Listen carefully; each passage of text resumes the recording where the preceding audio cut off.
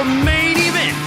Introducing the hosts of Wrestling with Freddie, Jeff Dye, and Freddie Prinze Jr. Ladies and gentlemen, welcome back to a brand new episode of Wrestling with Freddie. Wrestling with friends today because we have Mr. Jeff Dye with us and we have a guest. And before I tell you her name, it's the only clue you get. You're going to get an entire list of awesomeness. And then we'll finish with what I think is the coolest sort of tag in wrestling right now. So, Apex Women's Champion, Slam Masters Women's Champion, Big League Wrestling Women's Champion, United Wrestling UK Champion, Goddess of Stardom Championship with Mina Shirakawa. Ladies and gentlemen, she has the guts to simply call herself the Glamour, which is so gangster.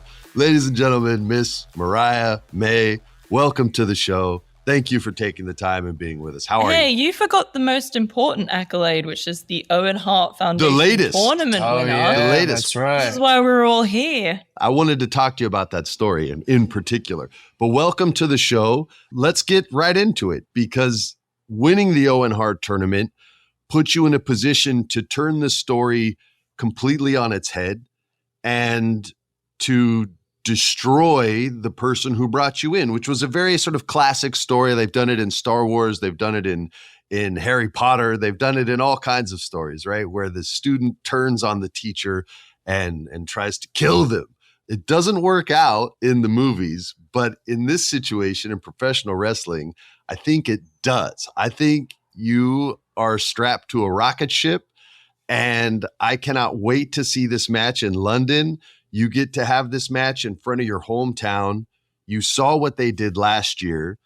How exciting has not only this story been, but did you know the payoff was going to be in London when you started the story? No, well, first of all, I love Star Wars, so it's funny you should mention that. Good. And I wouldn't say that I turned on Toni. No. This was always the plan for me. There was no turning on my end. Evil. And no, I didn't know it would be Wembley. I didn't know it would be for the World Championship. For me, the goal was always Toni Storm. You know, I'm from the UK. Toni was the top girl in the UK. You list out some of my accolades. Well, Toni Storm's accolades in the UK would be 3 times as long as that. And so when I started training, Toni was always the top girl. She was always someone to aspire to be in the UK, in Europe. And then she obviously went to Stardom and she pretty much did everything you can do in Stardom.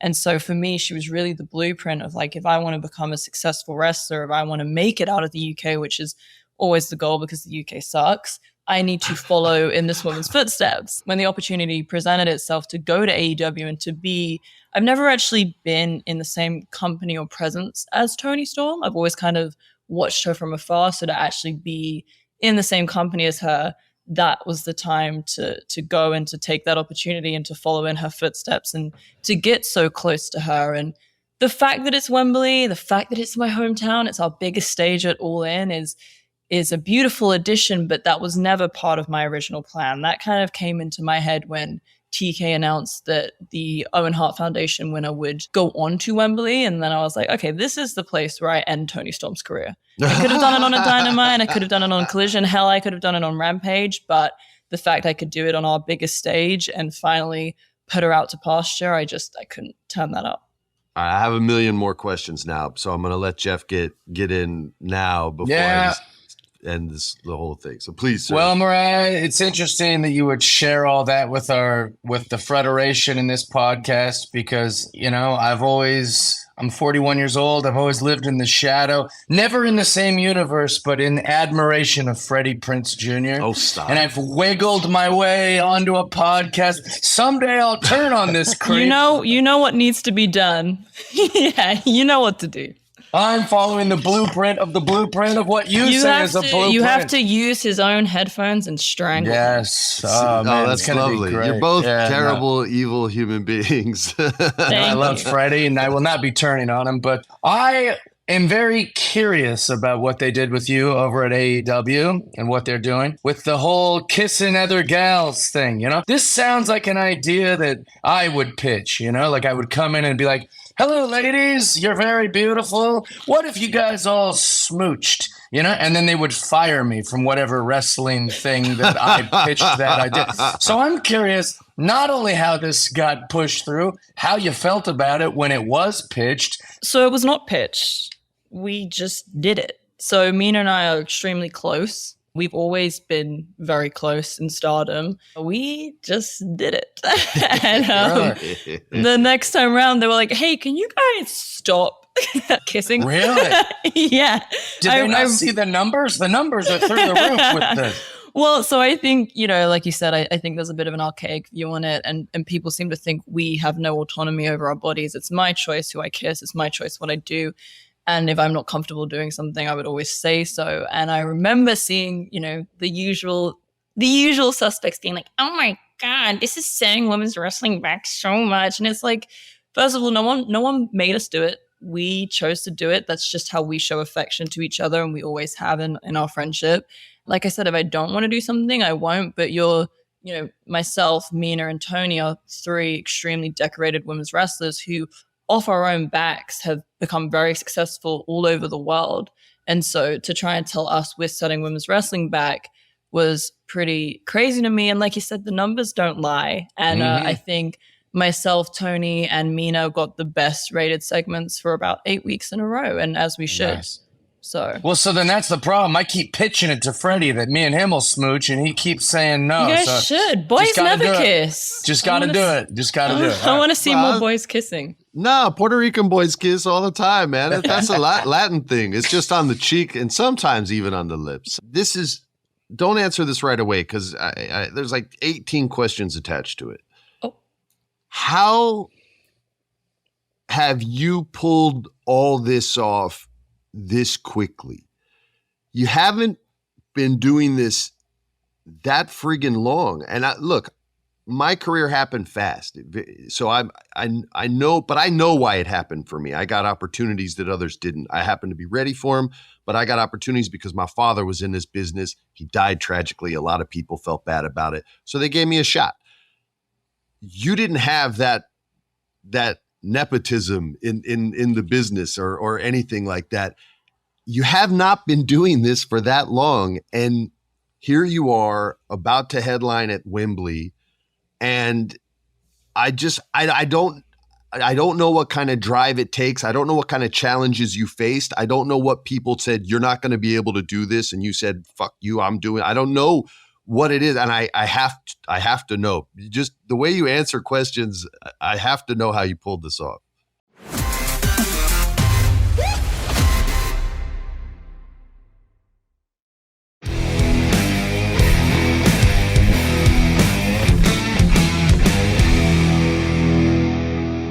I don't know if you know this. I assume you do because you guys have like a little wrestling podcast, but wrestlers are It's not little. Thank you, Mariah. It's not a little my podcast. bad. Well, so then you'll know wrestlers are pretty stupid. So I didn't have a lot of competition in that regard. I think for me from day one even, and I've had a lot of pushbacks in wrestling, especially coming up in the UK.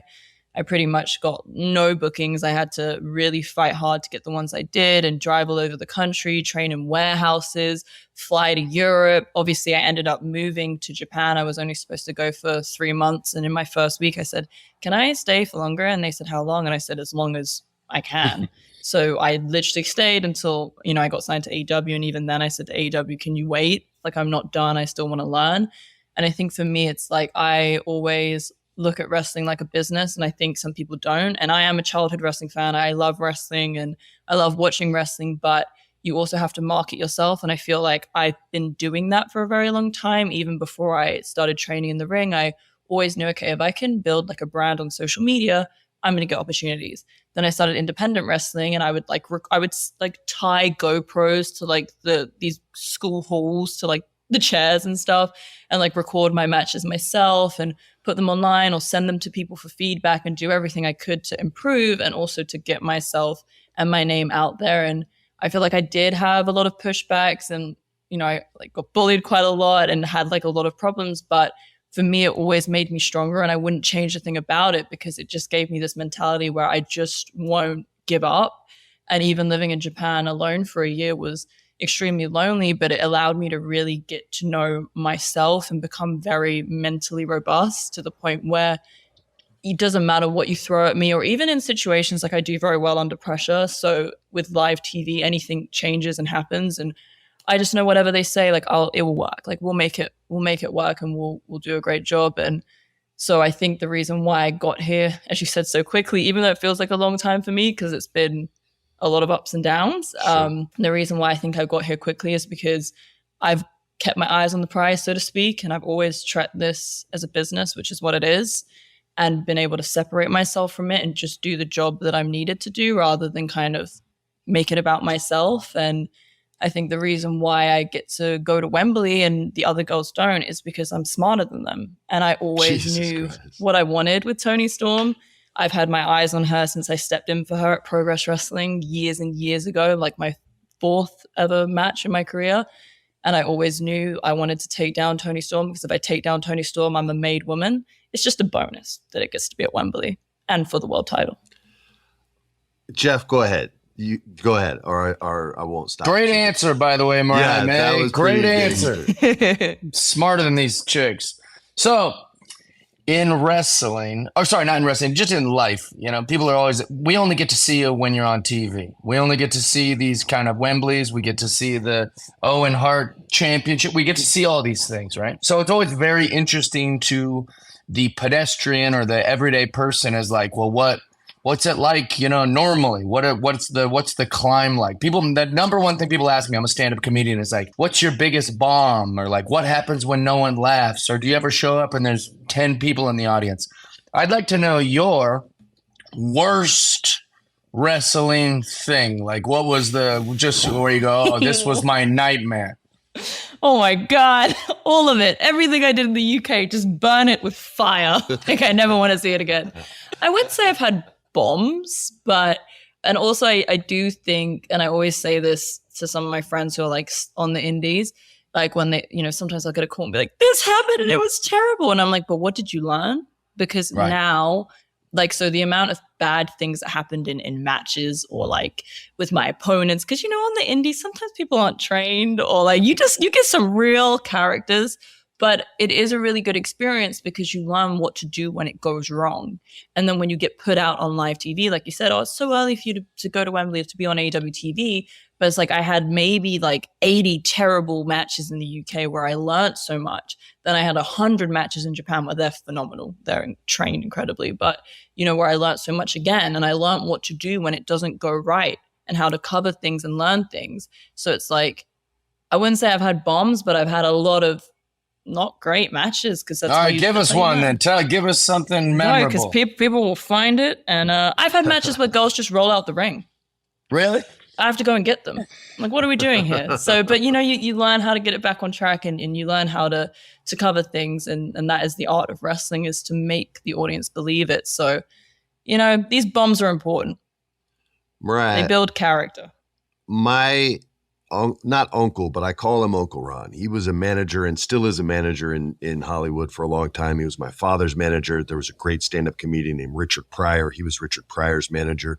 And when I was young, he gave me some advice that you said in the last question that I asked you, when you had this great understanding of the business. He said, Freddie, this is show business. I said, yeah. He said, which word's bigger? And at 15, I didn't understand what that meant. And then when I started in the business and was like 19, 20 years old, I was like, oh shit, this is a business. It's not a show. Like I have to bring the art to it, but you have to be able to separate as an artist. You have to be half business person and half artist. And the artist always thinks the business person is cold and unfeeling. And the business person thinks the artist is soft and weak and unfocused and just isn't practical enough. Who was it? And if it was just by yourself, that's even more impressive. How did you get this perspective on the business so early on? Because that's exactly why you are where you're at. I know it because I did it. I've seen it happen in other people as well. So how did you get that mindset? I actually love that quote because I feel like Toni Storm is the show and I'm the business. I feel like that pretty much sums up us and our relationship. Facts. I don't know. I mean, my parents are both very successful. Like they came from nothing and they both grew a very successful business. So I feel like I've always like I couldn't not get good grades or do well at school because I'd be in so much trouble and stuff. So I've always kind of grown up with very cool. My parents are cool. Like they were, I got to do whatever I wanted as a kid and like have fun and wasn't really like tied down to rules. But when it came to work, as in schoolwork, because when you're a kid, that is your work and things like that, I was always very disciplined. But I think for me, it was just like, not like, I think I realized like 17, 18, it's just no one's going to give it to you. If you want something, and especially like trying to become a wrestler in the UK. And at that time, I mean, I know in recent years, we've had other like, we've had more wrestling in the UK, but when I wanted to become a wrestler, there was nothing and I had no idea how to do it. And I remember I just asked my mom and she's like, I don't know. And I was like, oh, and I was like, right, I guess I just have to figure it out myself. Yeah. And then I would just like figure out like what I could do because I was determined not to fail. So I think it's like kind of how I grew up, but also the realization that like I'm completely alone in this. My parents can't help me. My family can't help me. My friends can't help me. I don't know anybody. I don't know anybody to get advice from. I just have to figure it out. And I would watch things online. I would watch wrestling interviews. I'd try and piece it together how they made it. But, the business always changes, but I try to take whatever lesson I could. And honestly, my big takeaway was just I have to build a brand and put my name out there because it's the only way I can, even if it's not through wrestling,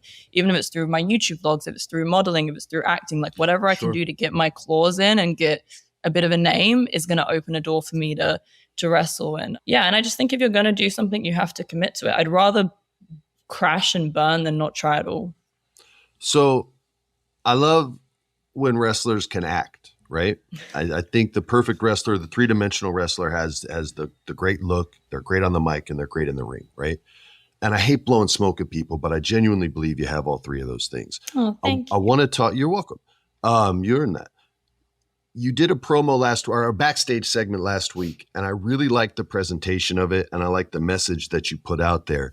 Can you kind of break it down for the audience, how that comes about and how you want to communicate that message, how you want people to know how you feel, the things that you want to sting Toni, the way it's shot, all that. So if you could break that down, that process, because I thought that was a really well done backstage segment on AEW the other week.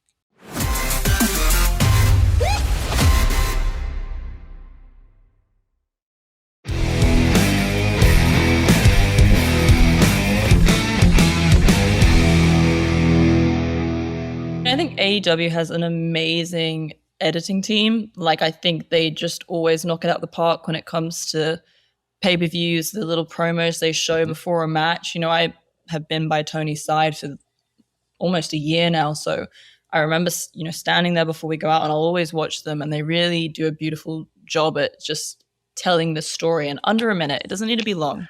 And they do a really good job of that. And I think for me, it's, I know who I am. I know what I want to portray.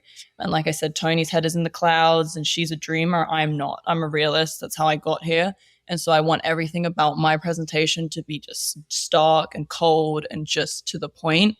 And I know it's a complete contrast from who I am. And if you watch me in Stardom, it was a lot of dancing and pink and just all the works. But this is a completely different side of me.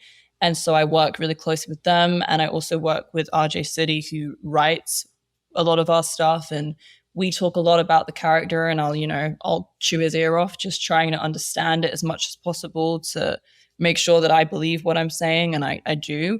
We've worked together on that to make sure it's as real as it can be and believable as it can be. And so, I loved how that film came out, and I felt like it was me. And it's better. It's better than clean. Any film Toni's ever made. So I love that. Jeff, go ahead, sir. I am often accused. Not often. I used to be often accused of not being a real wrestling fan, maybe because the way I look, maybe because my business, maybe because of whatever. They'll say, oh, he's not even a real wrestling fan, this guy. And I've watched it my whole life. So I often have to kind of prove that I really was a big wrestling mark my whole life.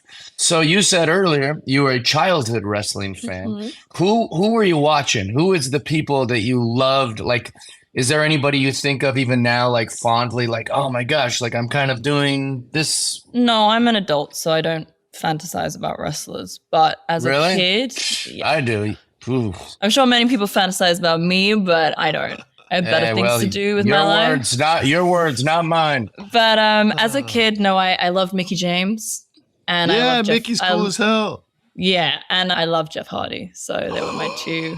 He was the reason I went to work at WWE.